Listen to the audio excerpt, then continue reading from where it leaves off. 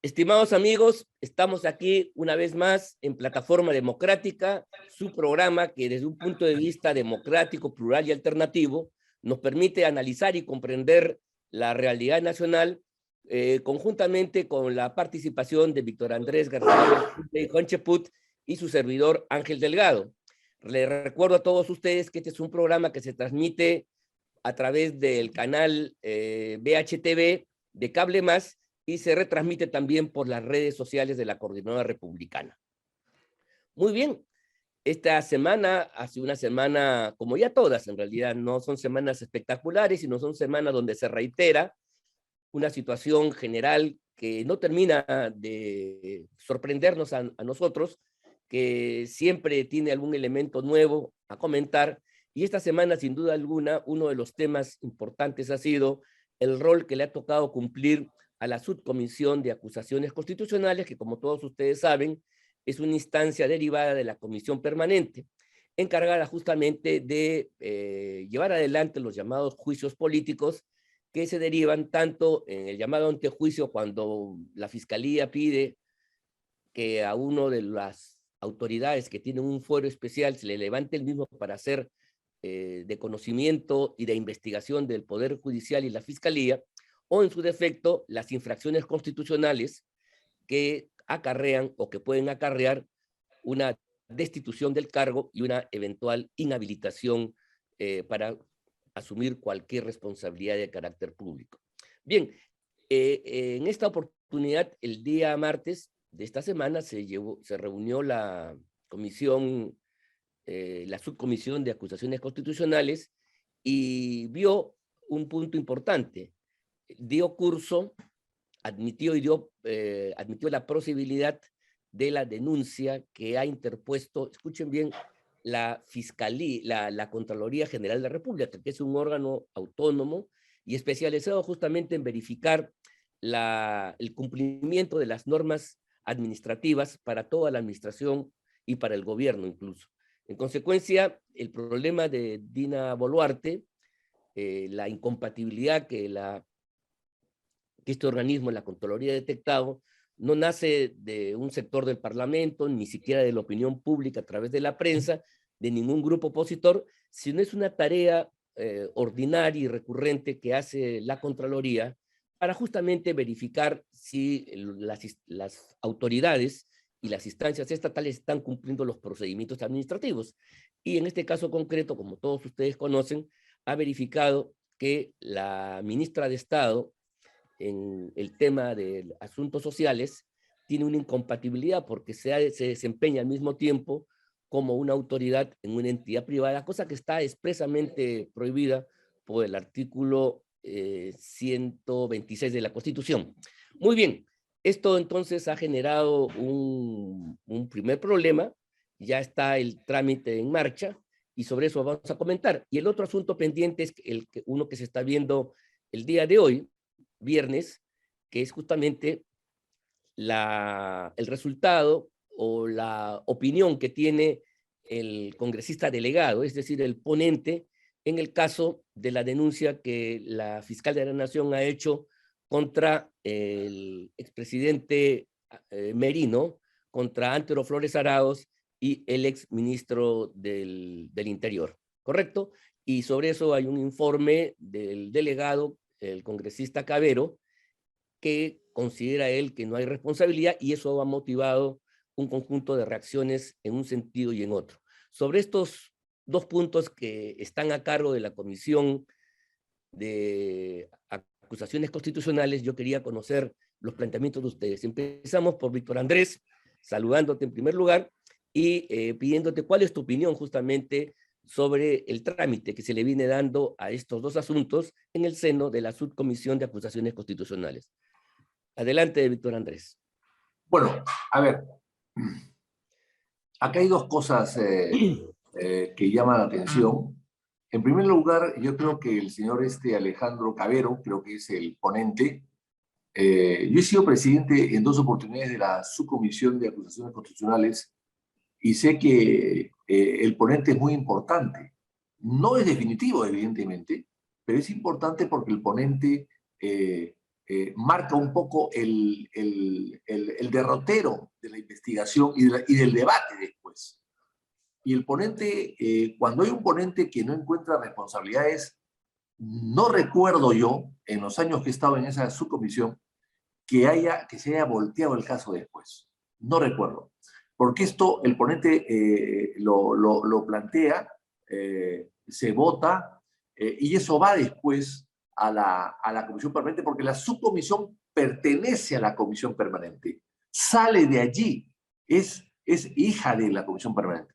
Entonces, la comisión permanente lo que hace es siempre, salvo excepciones, ratificar lo que hace la subcomisión.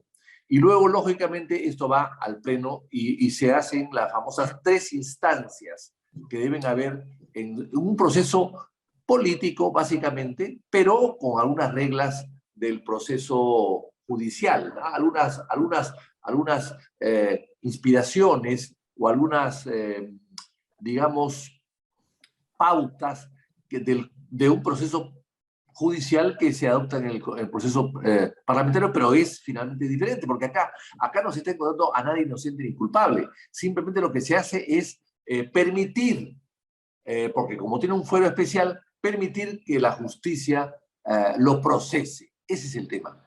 Pero hemos visto que la política en el Perú está judicializada y lo que está haciendo la comisión permanente o la subcomisión es actuar de acuerdo a un criterio jurídico, pero básicamente un criterio político.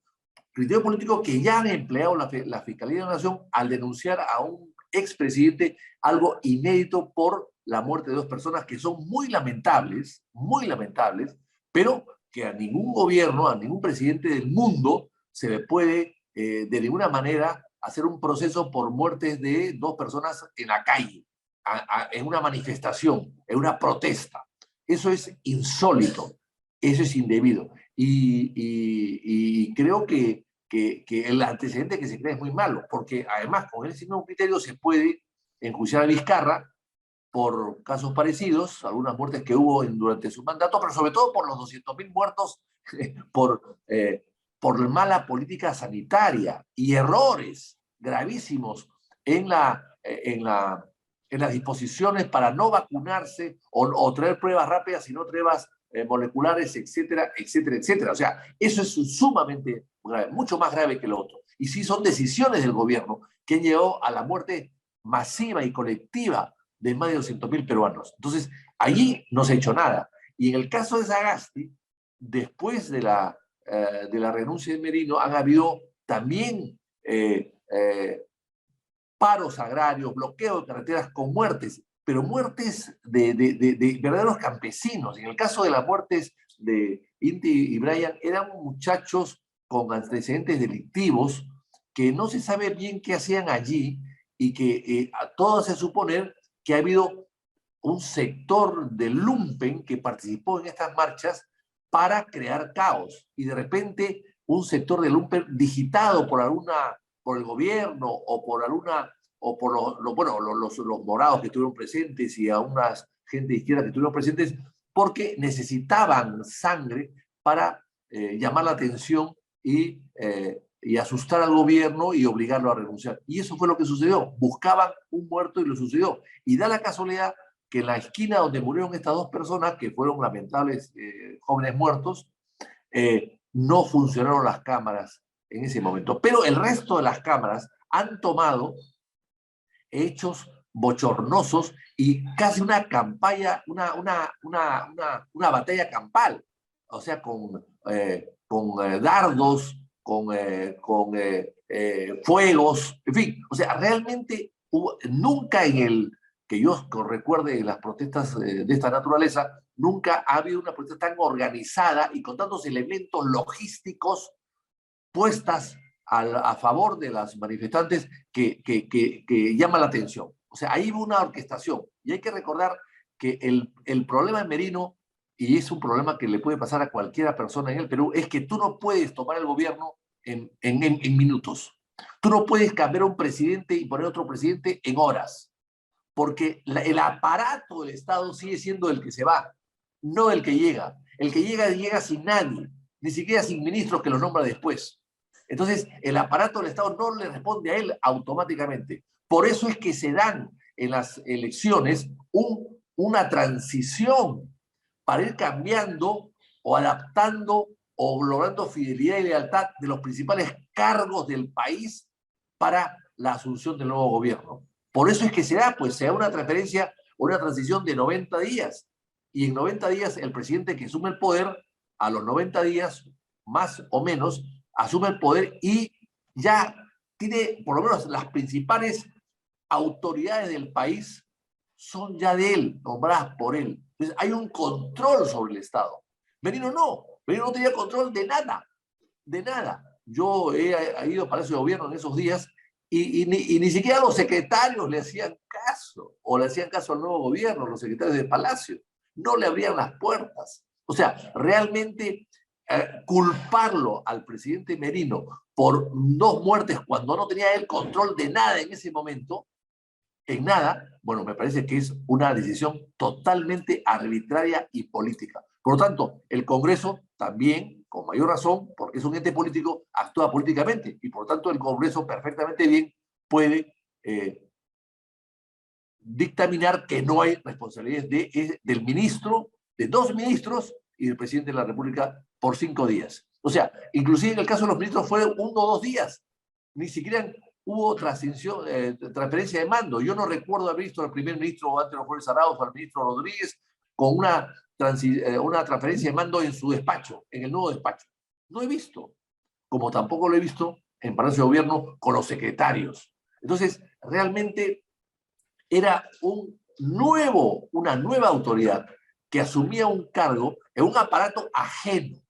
Es como si rápidamente saca a un conductor, a un chofer y ponen a otro y toda la gente que está en el bus es gente enemiga y adversaria. Pues no vas a poder manejar. Y eso fue lo que pasó. Y eso es que hay que entenderlo. Por eso es que me parece muy bien que el señor Cavero, de forma valiente, muy valiente, se haya propuesto que no ha habido nada y que este caso se tenga que archivar.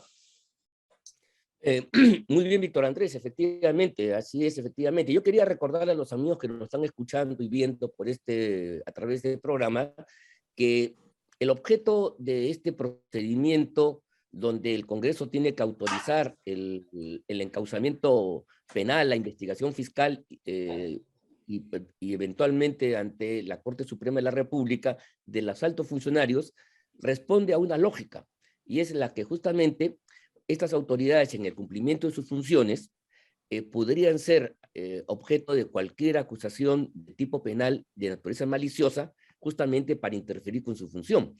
En consecuencia, si en el Estado democrático la comisión de un delito entraña una responsabilidad individual, personalísima, no se puede generalizar que todo aquello que acontece en el ámbito gubernamental va a ser en última instancia de responsabilidad penal del mandatario, en este caso el presidente de la República o del primer ministro o del ministro del Interior. Y ese es el asunto fundamental. Eso es lo que tiene que ver la subcomisión de acusaciones constitucionales, y en ese sentido está orientado el dictamen del congresista Cavero.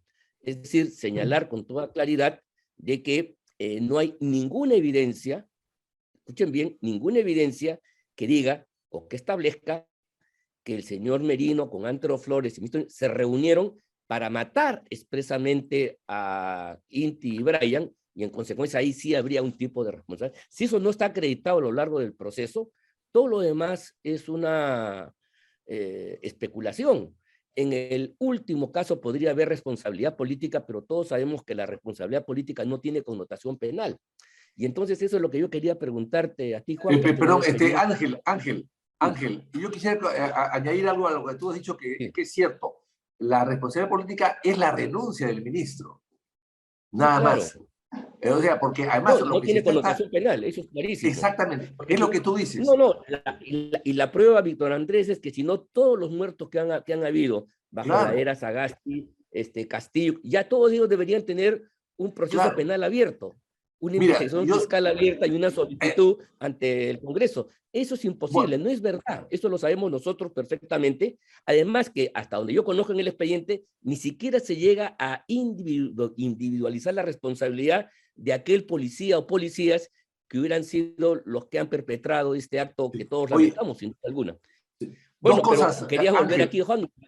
Oye, Ya, ok, dos cosas adelante. antes de que Juan intervenga, porque Juan va a ampliar con sus conocimientos mucho más de lo que nosotros decimos. Nosotros somos principiantes al lado de Juan. Pero yo quiero decirte lo Así es. siguiente, dos cosas. Primero, la investigación se ha llevado a cabo bajo el gobierno de Sagasti y no ha Sí, encontrado responsabilidad a estos señores. Bajo el gobierno de Sagasti, qué casualidad, que es enemigo acérrimo y que fue el partido de ese gobierno que fomentó las marchas y no encontró responsabilidad. Y en segundo lugar, esto es un antecedente peligrosísimo porque no solamente el presidente de la República puede ser acusado de cualquier muerte en cualquier protesta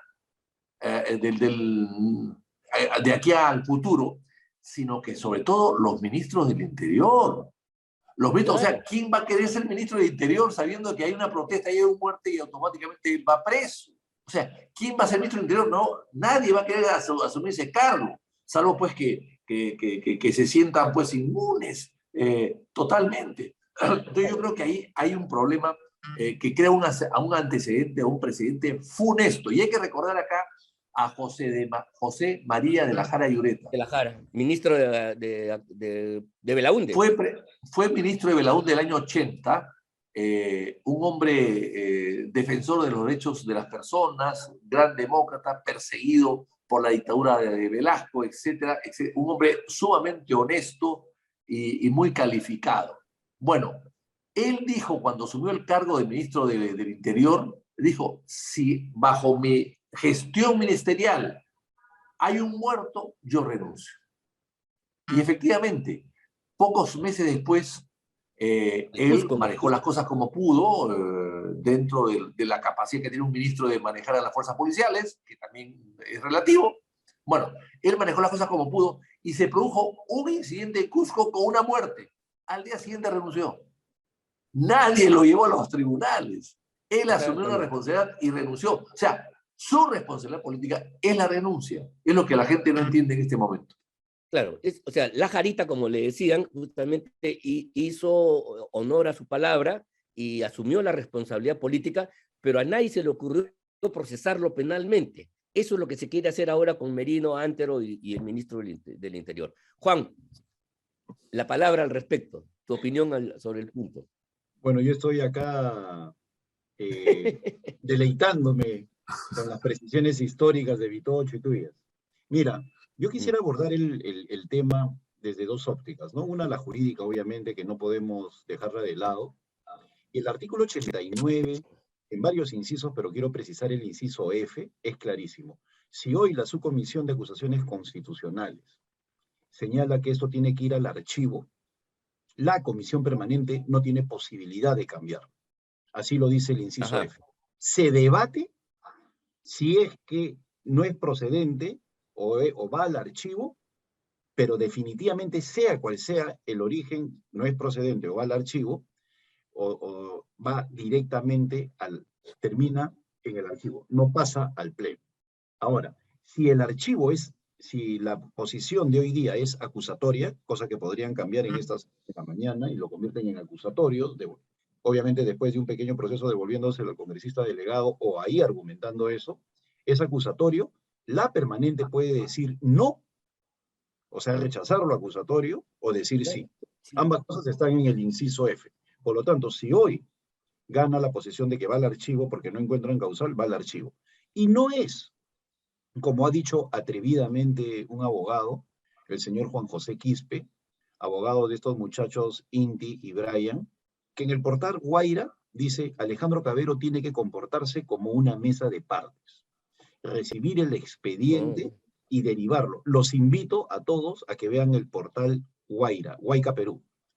¿Ya? Claro, grave En ese error. portal, este abogado se atreve a decir eso, que literalmente, que Alejandro Cabero ha cometido 2 delitos, encubrimiento personal e infracción constitucional, porque él tiene que simplemente que ser una mesa de partes que recibe el expediente de la Fiscalía, tiene que darle trámite y permitir que se les investigue. La verdad es que la irresponsabilidad del diario La República, que es el tutor de este portal, es impresionante. Viene mintiendo sistemáticamente con Mari Carmen Alba, ahora miente y declara que lo de Alejandro Cabero son delitos que está cometiendo al no permitir la investigación, y de esa manera hay un sector, obviamente, de la ciudadanía que no entiende de estas cosas y que piensa que es así, cuando no es así. Ahora, yo quisiera hacer un disclaimer, ¿no? Quisiera señalar que yo he sido ministro de Manuel Merino durante los 6 días que fue el gobierno, ejercí durante cuatro días muy intensos, y lo que acaba de decir Vitocho para mí es clave, para que todo el mundo lo entienda. Walter Martos, el expresidente del Consejo de Ministros, no hizo una transferencia de mando, ni ninguno de sus ministros. Y eso no solamente es descortesía, sino que es ilegal. La Contraloría obliga a que haya una transferencia de mando. Y el propio ministro del Interior no recibió el cargo.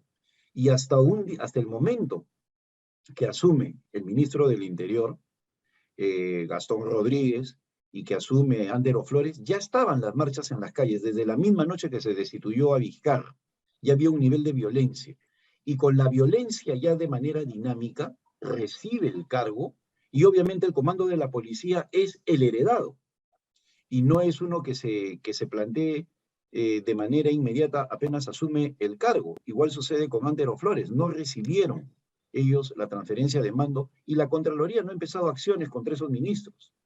Luego de los 4 días, o 5 en algunos casos, que ejercimos, yo sí le entregué, porque yo sí me comporté como un caballero, le entregué el cargo al señor Palacios, porque eso correspondía, y con notario de la Contraloría, ahí sí operó, ¿no? Ahí sí estuvo el notario de la Contraloría viendo la transferencia de mando, y en el caso anterior, no, ¿no? Entonces, y si a eso le agregamos que el expediente de la Fiscalía, amplio, ¿no? Voluminoso, por lo que he podido conversar con diversos parlamentarios sobre ese tema, no dice absolutamente nada, no precisa nada, pues yo creo que con esta acusación lo único que están buscando es un chivo expiatorio. 3 chivos expiatorios. ¿Para qué? Para que no se sepa la verdad. ¿Cuál sería la verdad? En primer lugar, la policía no mató a esos jóvenes, sino fueron los propios elementos violentos infiltrados en la marcha. Se ha dicho hasta la saciedad que se contrató a barras bravas de 3 equipos, de Sporting Cristal, de la U y de la Alianza. Individuos, en algunos casos desadaptados, que están acostumbrados a enfrentarse a la policía en sus desmanes, que en muchos casos han generado violencia urbana, y que saben cómo manipular los petardos y todo ese tipo de cosas. Bueno, se les contrató, según algunas versiones, que se negaron a investigar. Ahí sí tengo una pequeña, no discrepancia, porque en el fondo el asunto es así, con el gobierno, con lo que ha dicho Vitocho el gobierno de Sagasti. El gobierno de Sagasti se negó a profundizar la investigación con el ministro Elich, porque sabía que iban a llegar a la verdad de todas maneras. Y el argumento de los desaparecidos, el argumento de los muertos por la policía, iba a quedar en nada. Por eso es que ellos no impulsan la investigación. La investigación se cae porque no hay impulso de parte. Es decir, no hay ganas de investigar porque se iba a llegar al fondo del asunto. Y luego, la actitud también de Jorge Muñoz. Jorge Muñoz trabajó con 2 de las personas que sí deberían ser juzgadas, sí deberían tener una acusación constitucional, como Alberto de Blaunde y Gino Costa. Jorge Muñoz trabajó con ellos en la Municipalidad de Lima, muy cercano a ellos. Y qué raro, ¿no? Que por esas cosas del destino, justo en la zona donde ocurren las muertes, no hay cámaras, no hay filmación, ¿no? Justo se desaparecieron, como se desaparecen tantas cosas cuando no se quiere llegar al fondo de la verdad. Por lo tanto, yo me auno a lo señalado por ti y por Vitocho, en el sentido de que lo que está haciendo Alejandro Cabero, a pesar de su juventud, es de mucho coraje. Me sorprende que no exista un buen contingente de parlamentarios que lo esté apoyando en este informe. Espero que finalmente la posición del archivo, por lo que significa en términos de precedentes y de honor a la verdad, prospere el día de hoy y demos este capítulo no por cerrado. Yo creo que sí se tiene que llegar a una investigación, porque acá el golpe de Estado contra Manuel Merino ha sido planteado por aquellos sectores que no querían que se investigara, que las trafas que habían en el Ministerio de Salud durante la pandemia, que era una cuestión que desde el primer día de gobierno el ministro de Salud empezó a recibir información sobre los gigantescos robos que con el pretexto de la pandemia se habían dado en el Ministerio de Salud. Igualmente, la famosa segunda lista, que primero sale Fernando Carbone a decir, van a haber grandes sorpresas con la segunda lista, periodistas, políticos, ¿no? Empresarios que se habían vacunado, y luego se le pierde la segunda lista. Eso explicaría por qué hay periodistas fanáticos de Vizcarra o que defienden a Castillo, porque no quieren que se sepa la verdad de la forma doble en términos morales que tienen de comportarse. Eso también se desapareció. Y por otro lado, la forma como con el pretexto de la pandemia se hicieron grandes gastos y se ejecutaron obras que hoy día no sirven para nada, las famosas plantas de oxígeno, compras de mejoras en los hospitales, etcétera, etcétera, que no sirven para nada porque no hay infraestructura el día de hoy y que obviamente fue durante el gobierno de Vizcarra. O sea, ese propósito que luego encubrió, dicho sea de paso, Sagasti, todo eso quieren desviar con el show que quieren hacer con Antero Flores, con Manuel Merino y con Gastón Rodríguez. El que no se llegue a investigar profundamente esto, que para mí no es un caso cerrado, un nuevo gobierno tiene que abrirlo, porque la verdad no se puede llegar a ese nivel de desprecio por la dignidad humana y de meter en la hoguera a un grupo de personas al estilo medieval, simplemente para justificar actos corruptos desviando la atención.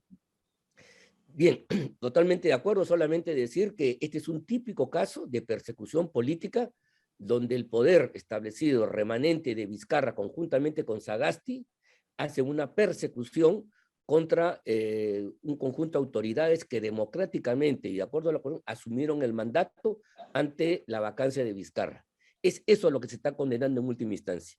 Y en consecuencia, la imputación penal por un hecho efectivamente luctuoso, nadie aquí apoya ni celebra la muerte de nadie, no puede ser jamás una forma válida de poder establecer responsabilidades que en este caso no le alcanza a ninguno de las tres personas que injustamente, mira tú, han sido procesadas por una fiscal que en ese momento también se alineó con el poder de Vizcarra y Sagasti para sumarse a este cargamontón contra quienes en ese momento, como tú también, Juan, representaban el espíritu democrático del país contra la corrupción y la tiranía que se venía implementando de los tiempos del Vizcarrato. Bien, el otro tema de la semana es el que lo estamos viendo casi en vivo y en directo, es un poco la parafernalia del señor Castillo yendo a pie, desplazándose por el centro con un aparato policíaco inmenso, yendo a la fiscalía, ¿no? Esa sesión va a ser secreta, o sea, no sabemos si va a decir sí, no declara, o tendrá una conversación de té de tías con el señor fiscal de la Nación, ¿no? Eso es algo que va a quedar en la secrecidad, pero el hecho cierto, yo quería pedirles a ustedes su opinión, no tanto del punto de vista jurídico, si es válido o no, sino de la simbología. ¿Qué significa que el presidente de la República, ¿no?, esté caminando por las calles de Lima para ir a la fiscalía, donde se lo está imputando ni más ni menos, ayer lo dijo el fiscal supremo adjunto, que se lo está imputando ni más ni menos de ser cabecilla de una organización criminal? ¿En qué país estamos donde eso realmente es plasmado por los medios de comunicación, ¿no? Y donde el presidente se desplaza, ¿no?, con la policía ahí al costado para responder por una supuesta comisión del delito de encabezar una banda que ha tomado el Estado con todas las consecuencias que conocemos. Víctor Andrés, tus primeras opiniones. Bueno, a ver, yo creo que hace bien el presidente en ponerse a derecho, ¿no es cierto?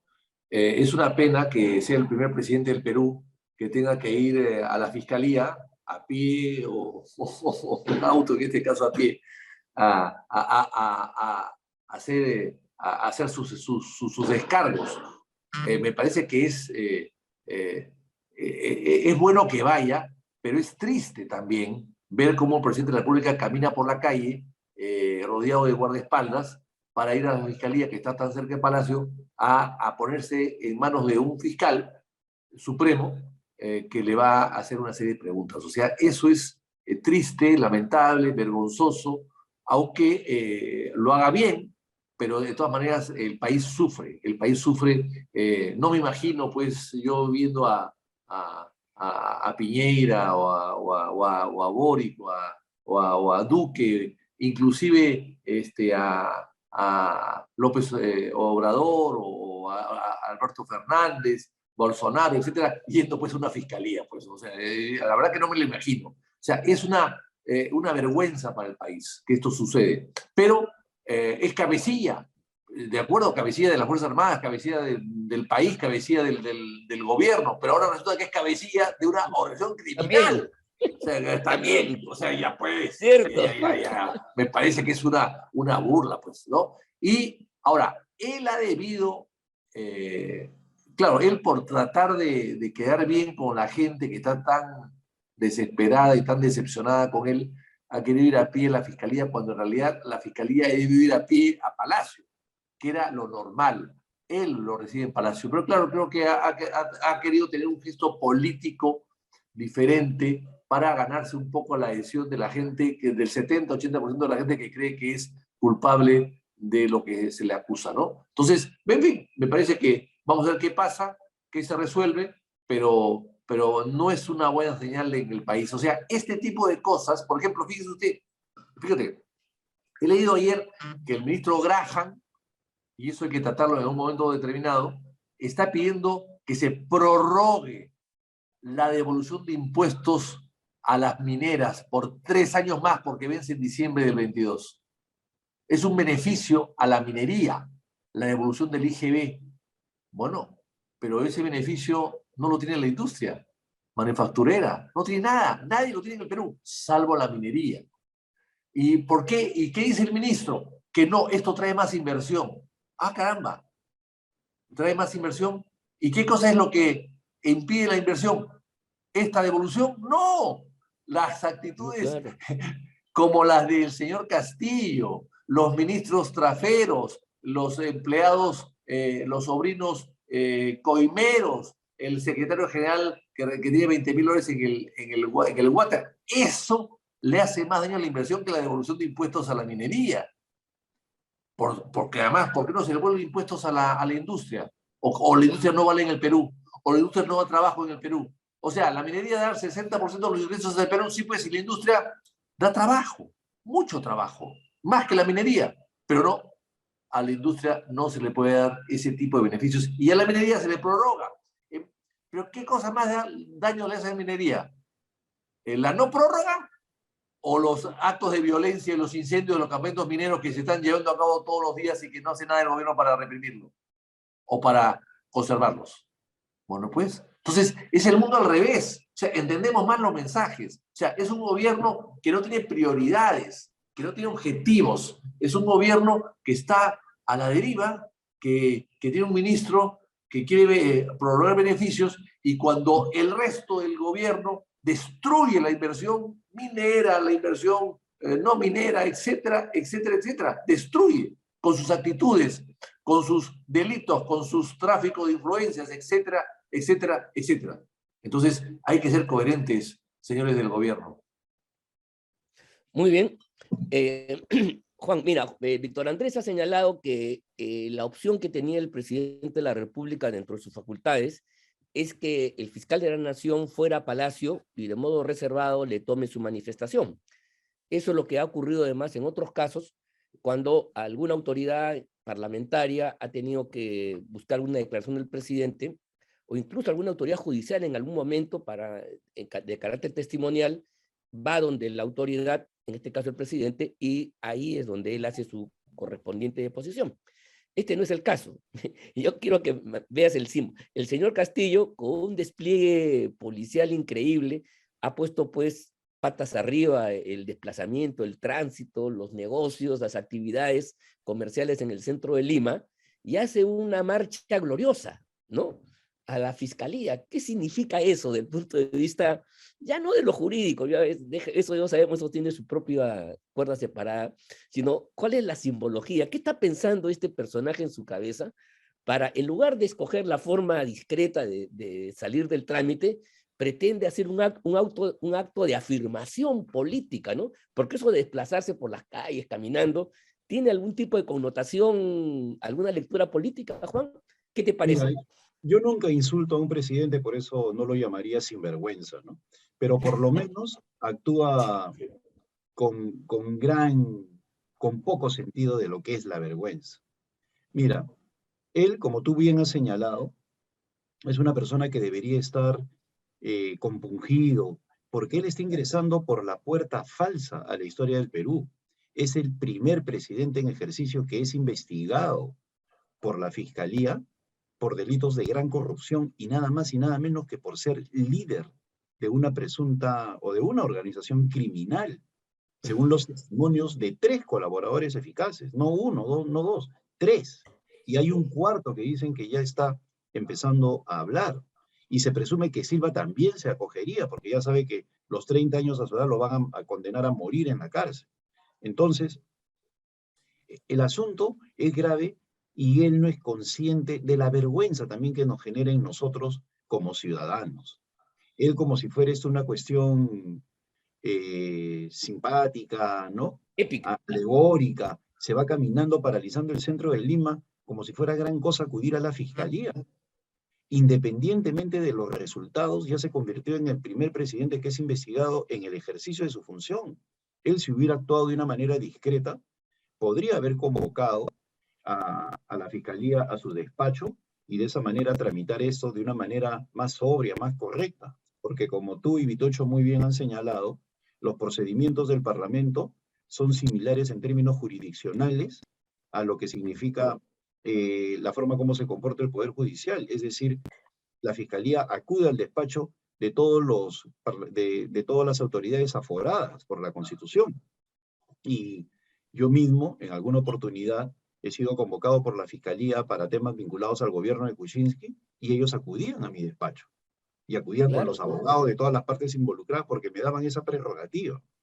Y obviamente yo elegía eso por varias cosas, el sentido de discreción, la posibilidad de tramitar lo más correcto, etcétera, etcétera, ¿no? Porque no es algo para jactarse, como hace este señor, pretendiendo que es ser transparente, acudir a la Fiscalía, cuando ha hecho todo lo posible para evitar acudir a ella, inclusive un feriado, el día del partido de fútbol que jugamos con Brasil, ya ni me acuerdo con quién jugamos,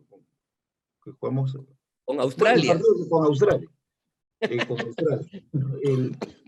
Bueno, ese mismo día hubo un feriado, ¿no? Porque él quería evitar. Y por otro lado, él sabe que están pendientes las acusaciones que tiene la Comisión de Constitución, donde también están haciendo otro tipo de maniobras. El propio Valdemar Cerrón hoy día está presentando una acción de amparo contra la acusación por la denuncia constitucional por traición a la patria, entre los cuales tú estás entre los firmantes.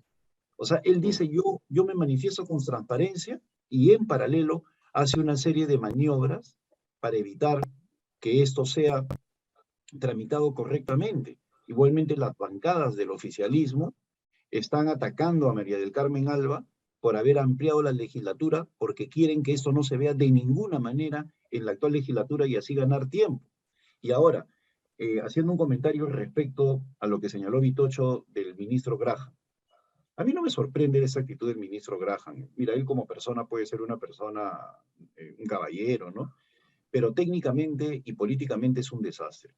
Él, por ejemplo, tenía una posición contraria al desembolso de la CTS o de las AFPs, permitió que eso siguiera adelante y ni siquiera renuncia. David Tuesta, un ministro, cuando discrepó con el presidente, simplemente renunció a los 3 meses, ¿no? Este señor se queda. Y efectivamente, la minería no es grabada cuando tiene su superciclo de precios altos, ¿no? No sé, entonces, y ahora que está pasando por un momento se le pretende devolver el IGB y eso no se hace con los grandes generadores de empleo como son la industria y el turismo. Entonces, cuando tenemos maniobras de este tipo, el ministro ignora lo siguiente. ¿Cuánto daño está haciendo Pedro Castillo con anunciar sorpresas para 28 de julio? Ese solo hecho de anunciar sorpresas para 28 de julio, que va de la mano con proyectos de ley que buscan estatizar algunas empresas mineras como las Bambas, eso, y que viene de una bancada oficialista como Perú Libre, eso hace muchísimo más daño que cualquier otra cosa. Las actitudes del propio gobierno y las amenazas, obviamente, del señor Aníbal Torres, que no se sabe por qué continúa como premier. Entonces, las incongruencias están presentes y simplemente para recalcar, que a Pedro Castillo hay que perdonarlo porque no sabe lo que hace ese pobre hombre, ¿no? O sea, él está en una actitud de negación permanente porque sabe que su gobierno no es sostenible. No hay posibilidad que él continúe en el cargo si empiezan a salir, como se está diciendo, más audios y más videos que lo comprometen. No le va a quedar otra cosa que renunciar si es que el Congreso no hace su labor. Muy bien, llegamos al fin de nuestro programa, pero no quería dejar de comentar esto que tú has hecho, Juan, me parece central. Qué conducta más antidemocrática, más conforme a la Constitución, más inconforme con la Constitución, que un presidente de la República que tiene que transmitir confianza y certezas, anuncia sorpresas para el mensaje del 28. O sea, mira, en manos de quién estamos. Eso es impresionante. O sea, al país lo lleva a una emboscada. O sea, genera pues una parálisis, como tú bien has señalado, y creo que eso, entre otras cosas más, establece claramente la catadura moral de este personaje que desafortunadamente pues ocupa la primera magistratura del país. Bien, hemos llegado al fin nuevamente del programa, como ya lo dije, ha sido muy valiosas sus intervenciones, el país otra vez está en vilo, en una situación de incertidumbre, ese es el precio que estamos pagando por haber tomado malas decisiones, unos con razón, otras sin ella, por desconocimiento, por ignorancia, no sé, pero el hecho es que lo que tenemos lo estamos pagando como país, sin duda alguna, pero sin embargo tenemos la esperanza que en algún momento determinado estas cosas puedan revertirse. Por eso nuestra invocación permanente al Parlamento, que no pierda la compostura, que se mantenga firme en una posición claramente democrática y que no se deje avasallar por este conjunto de cosas. Este anuncio del hermano de Cerrón, Valdemar Valdemar, Cerrón, Valdemar, de que va a usar un amparo, está demostrando, mira, cómo se destruyen las instituciones porque se utilizan mecanismos judiciales está en la para agenda de impedir la el subcomisión. funcionamiento de los organismos. Y eso es lo que Está se en la está agenda de la permitiendo. subcomisión hoy día. Sí, pues, no, pero ya, es que eso va a pasar. Mira, yo estoy convencido. En este momento, el sistema democrático basado en la separación de poderes está hecho, hace trizas, está destruido, porque si es que tú vas a usar mecanismos de otro poder del Estado para bloquear el funcionamiento de otro, estamos simplemente perdidos, ¿ah? Esto es algo que no se está viendo con claridad y por eso creo que debería el Parlamento tomar una actitud más firme y prohibir este tipo de maniobras que le están restando majestad pues, al Parlamento Nacional, ¿no? Bueno, no sé, algo más que quieran ustedes decir ya para terminar al respecto. Simplemente agradecerles a ustedes por sus valiosas opiniones y agradecerles también a los amigos que nos siguen semana a semana en su programa Plataforma Democrática. Esperamos vernos la próxima para seguir analizando la realidad nacional y nos despedimos entonces y agradeciéndonos a todos hasta la próxima semana. Muchas gracias a todos ustedes por su sintonía y por su respaldo. Hasta luego. Gracias.